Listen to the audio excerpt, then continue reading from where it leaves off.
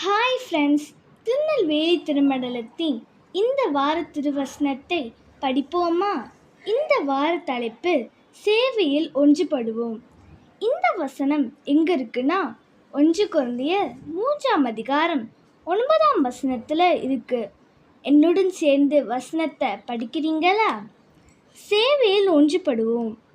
நாங்கள் தேவனுக்கு உடன் வேலையாட்களாய் இருக்கிறோம். நீங்கள் தேவனுடைய பண்ணையும் தேவனுடைய மாளிகையுமாய் இருக்கிறீர்கள். 1 கொரிந்தியர் 3 இப்போ நாம் இந்த வசனத்தை இங்கிலீஷில் படிக்க போகிறோம். 1 Corinthians chapter 3 verse 9.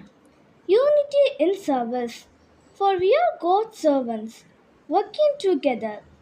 You are God's field, God's building.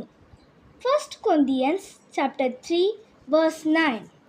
இந்த வசனத்தில் சொன்னது போல நாமும் தேவனுக்கு உடன் வேலையாட்களாய் இருக்கிறோம் மற்றும் தேவனுடைய மாளிகையுமாய் இருக்கிறோம்.